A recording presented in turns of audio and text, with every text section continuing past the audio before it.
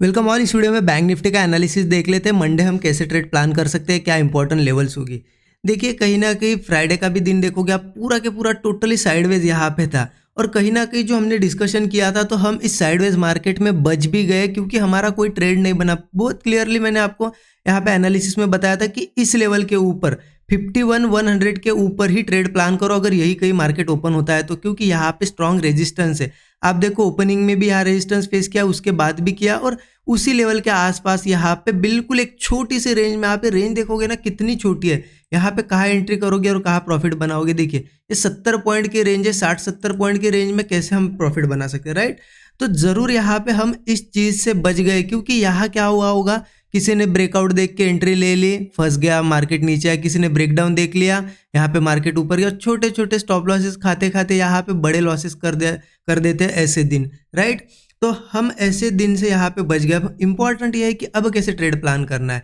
देखिए कहीं ना कहीं यही रेंज थी। ये रेंज क्यों हमने मार्क की थी, क्योंकि यहाँ पे इस तरीके का एक स्ट्रक्चर बना था। ये मैंने आपको उसी दिन मार्क करके दिया था, थर्सडे के दिन ही, ठीक है। इसको मैं डार्क कर देता हूँ।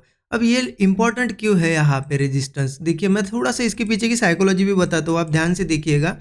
यहाँ मार्केट ने क्या किया, पहले भी रेजिस्टेंस, यहाँ 15 मिनट का चार्ट लगा के रखा है मैंने। देखिए 1 बार, 2 बार, 3 बार, 4 बार, और यहाँ पे भी रेजिस्टेंस बनाया था। ये 5 बार रेजिस्टेंस इस लेवल के पास मार्केट ने फेस किया था। इसीलिए हमने फ्राइडे के लिए डिस्कस क्या किया था कि इसके ऊपर निकलेगा तभी ट्रेड प्लान करेंगे। और यहाँ पे साइडवेज होने के पीछे का रीजन मैं बताता हूँ। देखिए क्या होता है ना, मार्केट में इतना अगर इंपॉर्टेंट रेजिस्टेंस होता है कि मार्केट ने 4-4-5 बार अगर उसे टेस्ट किया है तो कभी भी फ्लो में नहीं निकलता। कब नहीं निकलता, अगर मार्केट को सही में ऊपर की डायरेक्शन पकड़ना है तो फ्लो में नहीं निकलेगा। क्योंकि जब जब मार्केट ऐसे इंपॉर्टेंट लेवल्स अगर फ्लो में निकालता है तो पॉसिबिलिटी बहुत ज़्यादा होती है कि वो फेल ही हो। इसलिए मार्केट में क्या होता है ना, यहाँ पे ऐसा कंसोलिडेशन करके मार्केट निकालता है। अब कंसोलिडेशन के पीछे का भी लॉजिक क्या होता है कि यहाँ पे देखिए ये रेजिस्टेंस है, यहाँ फिर से सेलर आएंगे क्योंकि जो लोग नए हैं या फिर यहाँ पे जो ज़्यादा यहाँ जानते नहीं मार्केट के बारे में, वो क्या करेंगे ना, उनको दिखता है चलो यहाँ पे पहले भी कितनी बार गिरा है, वो सोचते हैं अरे 5-6 बार यहाँ से गिरा है तो चलो यहाँ पे सेलिंग की पोजीशन वो बनाने लगते हैं। और यहाँ क्या होता है ना, बायर्स भी आते हैं क्योंकि मार्केट को अल्टीमेटली ऊपर ले जाना है। तो बायर्स क्या करते हैं, उनकी पोजीशन यहाँ पे, मतलब अगर सेल कर रहा है एक पर्सन, अगर कोई सेल कर रहा है तो यहाँ पे मुझे बाय करना है और ऊपर ले जाना है तो मैं पहले उसकी क्वांटिटी बाय करूंगा, ठीक है। और क्वांटिटी जितनी क्वांटिटीज है मैं यहाँ पे एक्यूमुलेट करने की कोशिश करूंगा। इसीलिए ये एक्यूमुलेशन जोन बनते हैं, यहाँ पे क्वांटिटीज यहाँ पे एक्यूमुलेट होती है। और जब सेलर की क्वांटिटी खत्म हो जाएगी तो मार्केट यहाँ से निकल जाएगा, ठीक है। अब यहाँ पे इतना साइडवेज हुआ है ना, तो पॉसिबिलिटी क्या बनती है अब ज़्यादा कि मंडे हो सकता है गैप अप हो सीधे, क्योंकि मार्केट अक्सर क्या करता है ना, ऐसा कंसोलिडेशन के बाद चांस कम देता है, सीधा गैप अप करके भी निकल सकता है, राइट। तो इम्पॉर्टेंट ये है कि मार्केट, अब देखिए इतना तो यहाँ पे मुझे लग रहा है एनालिसिस के हिसाब से कि मार्केट एक बार ये गैप फिल करेगा, ठीक है। ये गैप जो है ना, ये गैप क्रिएट हुई है, ये गैप फिल करेगा और यहाँ पे भी एक 230 के पास रेजिस्टेंस है, उसे भी टेस्ट करने की कोशिश जरूर करेगा। तो अल्टीमेटली हमारा व्यू क्या निकल के आ रहा है कि मार्केट यहाँ से ऊपर जाएगा। क्या व्यू बन के आ रहा है, ये मेरा पर्सनली यहाँ पे एनालिसिस करने के बाद का व्यू आपको बता रहा हूँ कि ऊपर जाएगा ऐसा लग रहा है। अब इतना तो हमें पता चल गया कि चलो मार्केट यहाँ से ऊपर जाने की पॉसिबिलिटी है, हमें लेने हैं कॉल साइड के ट्रेड, इतना कंफर्म हो गया।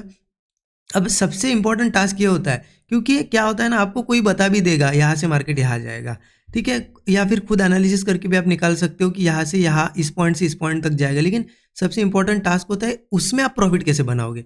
मार्केट तो गया यहाँ से यहाँ, लेकिन क्या आपने उसमें प्रॉफिट बनाया। यहाँ पे एग्जैक्ट एंट्री अगर आपकी होगी तभी प्रॉफिट बन पाएगा, अदरवाइज ये छोटे छोटे ऐसे मूव आते हैं उसमें निकाल देता है मार्केट, राइट। तो यही हमें देखना है अब कि मंडे हम एंट्री कहाँ बना सकते हैं। तो उसके लिए मैं क्या करता हूँ ना, यहाँ 5 मिनट चार्ट पे चलते हैं, सॉरी 15 मिनट चार्ट पे भी हम यहाँ पे एंट्री प्लान कर सकते हैं। अब इम्पॉर्टेंट है क्या होगा, यहाँ पे रेजिस्टेंस है, जैसे कि मैंने आपको बताया कि पहला रेजिस्टेंस हमारा यहाँ निकल के आ रहा है। थोड़ा सा अगर मैं इसे सही से मार्क करूँ ना तो आपको ये चीज़ दिखाई देगी क्योंकि हमारा पहला रेजिस्टेंस तो 51,100 का ही निकल के आ रहा है। कौन सा, 51,100 का रेजिस्टेंस यहाँ पे निकल के आ रहा है। तो इम्पॉर्टेंट है मार्केट अब यहाँ पे 51,100 जैसा कि हमारे यहाँ रेजिस्टेंस है, सीधा अगर यहाँ ओपन होता है तो थोड़ा हमारा ट्रेड खराब होगा, क्योंकि सीधा यहाँ ओपन होता है फिर से थोड़े सेलर आएंगे, थोड़े बायर आएंगे, साइडवेज हो जाएगा, है ना। तो इंपॉर्टेंट है इसके ऊपर हमारा अच्छा ट्रेड बनेगा। मतलब एक तो 51,100 के पहले पहले कंसोलिडेट करे और 51,100 ब्रेक करे तो सीधा हमारा एक टारगेट निकल के आता है 51,230। वो मार्केट यहाँ पे बहुत ही ज़्यादा चांसेस है उसे एक बार टेस्ट करेगा ही करेगा। और इसके ऊपर का टारगेट आता है 51,350 के आसपास, 340 350 जो गैप क्रिएट हुई ना, ये गैप फिलिंग का टारगेट है। तो मार्केट ये गैप फिल कर सकता है। तो इंपॉर्टेंट है कि यहाँ कहीं ओपन हो, इसके पास ही थोड़ा कंसोलिडेट करके निकाले, या फिर क्या करे मार्केट यहाँ ऐसा अगर नहीं होता है तो इसके ऊपर भी चलता है 51,100 के ऊपर ऊपर ओपन हो और फिर ऊपर ओपन होने के बाद थोड़ा कंसोलिडेट करे और ब्रेकआउट दे। तो ये दोनों टारगेट हम अचीव कर सकते हैं इजीली। स्टॉप लॉस ज़्यादा नहीं रखना है, 50 से 60 पॉइंट मैक्सिमम हो गया, ये तो 40-50 पॉइंट ही ठीक है, ठीक है, 50 पॉइंट सफिशियंट हो जाएगा। सिर्फ एक चीज़ ध्यान रखना, अगर यही जोन है इसमें ही ओपन हो रहा है मार्केट तो अभी भी उसको डायरेक्शन क्लियर नहीं, तो इसमें थोड़ा हम वेट कर सकते हैं क्योंकि 2 दिन ये सेम जोन को मार्केट ने रिस्पेक्ट किया, यहीं पे ओपन हो रहा है तो फिर थोड़ा वेट करो, एक तो निकलने दो ऊपर वगैरह तभी प्लान करेंगे। सबसे अच्छा ट्रेड तो मुझे क्या लग रहा है ना, गैप डाउन या फिर नीचे आएगा तभी बनेगा। क्योंकि क्या होता है देखिए, यहाँ हम प्लान कर रहे हैं, हमारे पास छोटे छोटे टारगेट्स हैं, लेकिन वही हमें यहाँ पे इस नीचे के साइड अगर ट्रेड मिलता है अप साइड का तो क्या होगा, पहले एक ये बड़ा टारगेट मिलेगा, फिर ये मतलब मुंह ज़्यादा कैच करने को मिल सकता है, राइट। तो नीचे आता है ना एक अच्छा खासा यहाँ पे अपॉर्चुनिटी होगी, तो मुझे तो चांसेस कम लग रहे हैं, लेकिन अगर वो अपॉर्चुनिटी बनती है तो बहुत बढ़िया है। मार्केट एक तो यहाँ ओपन होके नीचे आया, फिर गैप डाउन ओपन हो, मैं 2-3 लेवल भी बता देता हूँ क्योंकि लेवल पे आएगा तो कॉन्फिडेंस ज़्यादा होगा आपका। यहाँ पे लेवल्स कौन सी है, एक तो देखिए ये ब्रेकआउट की लेवल है, एक तो ब्रेकआउट की लेवल है 50,630, 50,630। एक आ जाती है गैप, मतलब एक गैप जहाँ पे क्रिएट है, ये एक लेवल पकड़ लो 50,730, और एक यहाँ पे भी ये सपोर्ट लेवल है 50,820, 50,820। ये 2-3 सपोर्ट है। देखिए इतना ज़रूरी नहीं है, अब मार्केट हमें तो इतना पता है कि ऊपर जाने वाला है तो ज़रूरी नहीं कि इसी लेवल पे है, लेकिन इस लेवल पे अगर आता है और ट्रेड बनता है तो आपको लेने में ईजी होगा वो ट्रेड।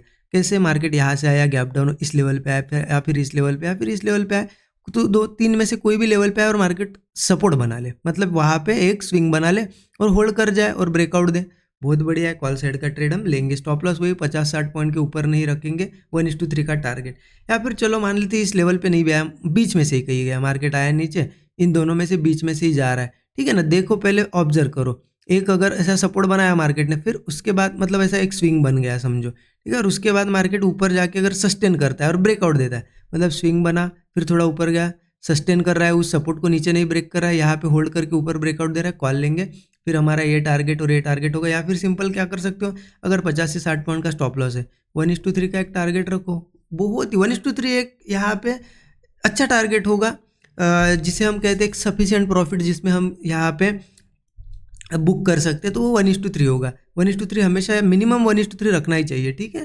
तो इस तरीके से प्लान करना है। देखिए जितना हो सके ना इजी लैंग्वेज में मैंने बताने की कोशिश की, और आई होप आपको समझ में भी आया होगा। कमेंट में ज़रूर बताइए एनालिसिस आपको पसंद आया नहीं आया।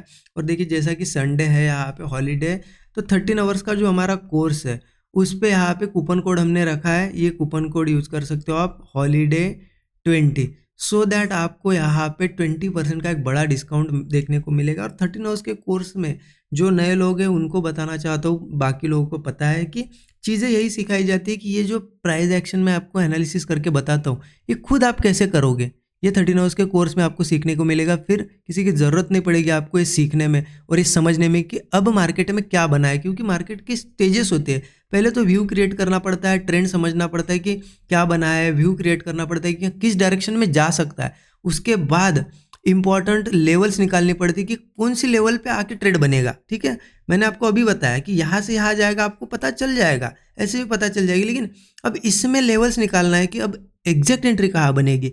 लेवल्स के बाद हमें ये भी समझना है कि सेटअप किस तरीके का बनना चाहिए या फिर कौन सा स्ट्रक्चर बनना चाहिए। वो सभी चीज़ें क्या होता है ना, अलाइन होती है चीज़ें, एक चीज़ समझने से नहीं समझेगा, आपको स्टेप बाय स्टेप वो चीज़ें इसमें यही सिखाई गई है, इस चीज़ें, ठीक है।